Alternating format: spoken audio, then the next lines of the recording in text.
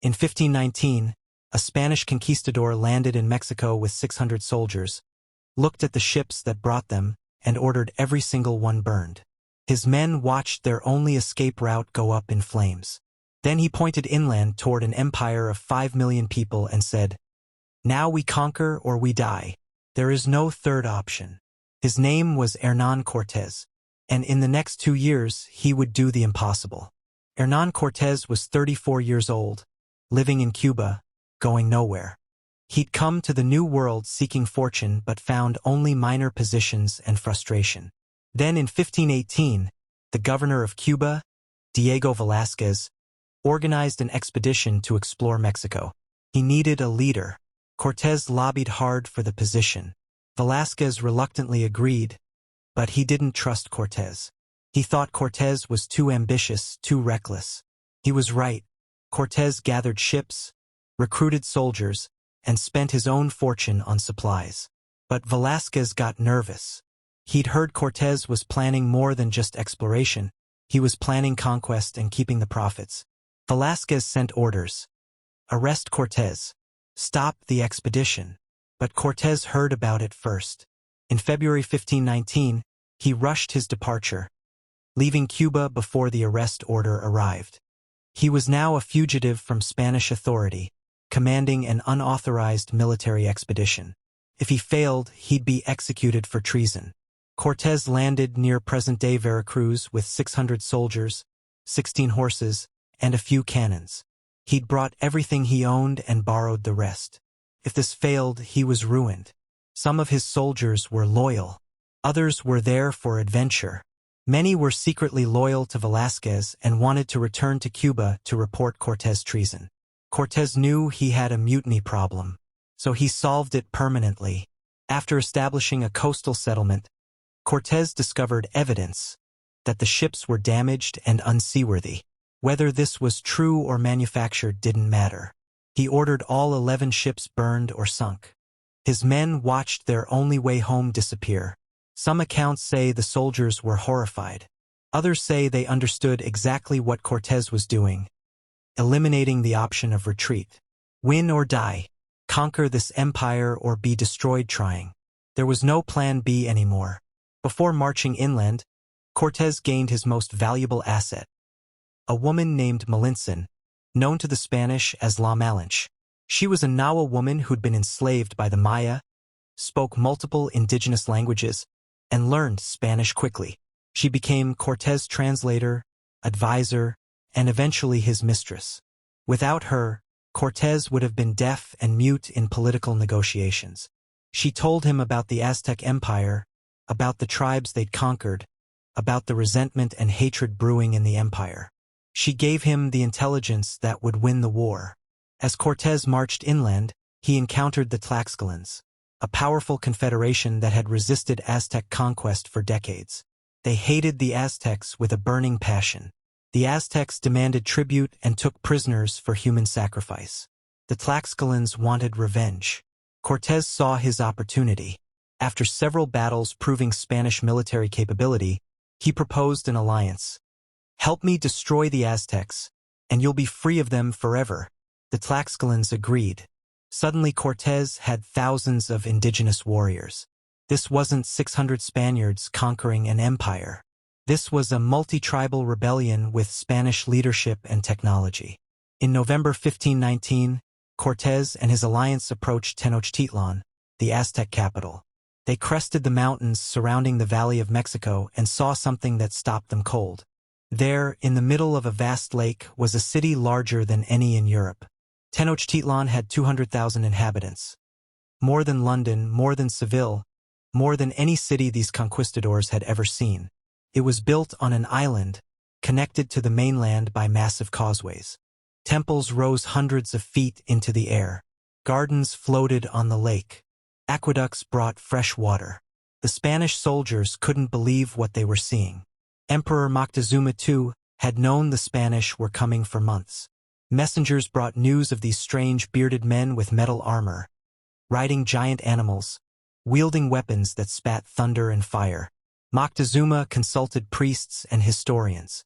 There was an ancient prophecy about Quetzalcoatl, the feathered serpent god, who had sailed east centuries ago and promised to return. The prophecy said he'd return in the year 1 reed on the Aztec calendar. The year Cortés arrived was 1 reed. The coincidence troubled Moctezuma. What if these strangers were gods? What if resisting them was resisting divine will? Moctezuma made a fateful decision. Welcome them. When Cortés entered Tenochtitlan, Moctezuma greeted him with ceremony and gifts. He housed the Spanish in a palace. He gave them gold. But this wasn't submission, it was strategy. Moctezuma was buying time, observing these strangers, trying to understand their intentions and weaknesses. He was playing a complex political game. Cortés was playing a simpler one. He was planning a coup. After a week in the city, Cortés made his move. Using a minor incident as pretext, some coastal Aztecs had killed Spanish soldiers. Cortés and his men confronted Moctezuma in his palace. With crossbows aimed and swords drawn, Cortés demanded Moctezuma move into the Spanish quarters as a guest. It was kidnapping barely disguised. Moctezuma, surrounded and shocked, agreed rather than trigger a bloodbath.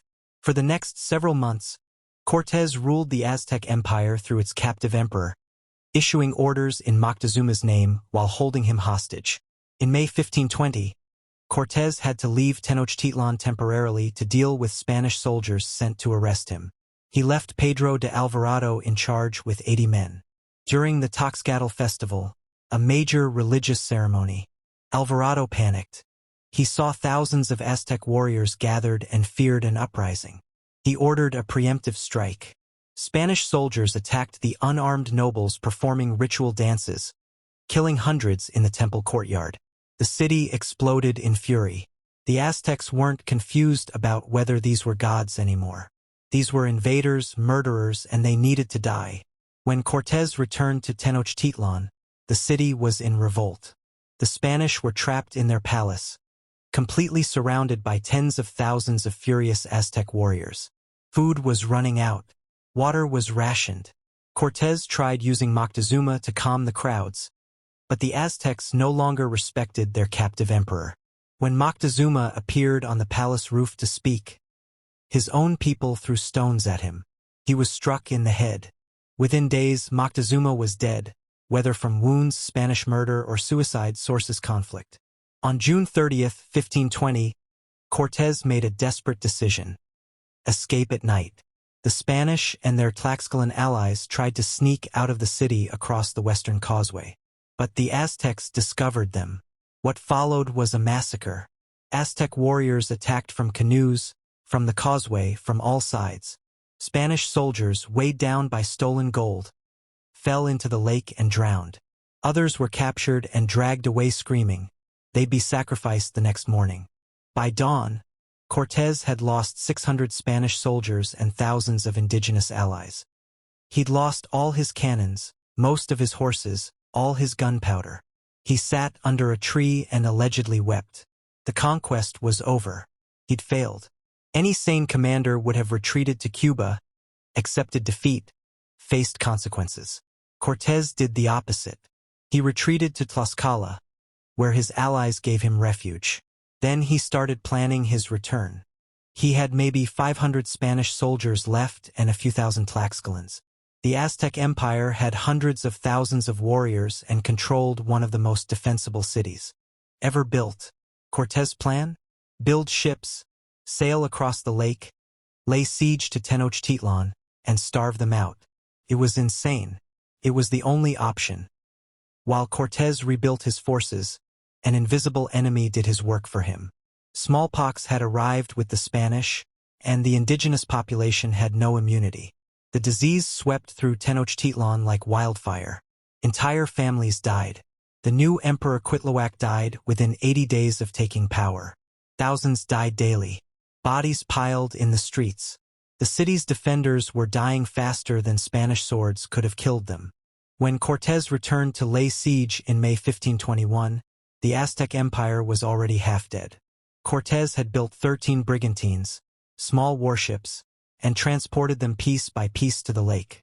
He launched them, controlled the water, and cut off all the causeways. Tenochtitlan was isolated. No food could enter. No reinforcements could arrive. The siege began. For 93 days, the Spanish and their indigenous allies slowly destroyed the city.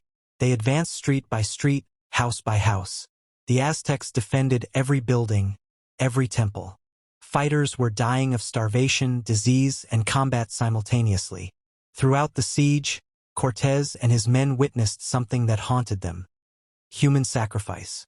Captured Spanish soldiers were dragged to the tops of pyramids, bent backward over stone altars, and had their hearts cut out while still alive.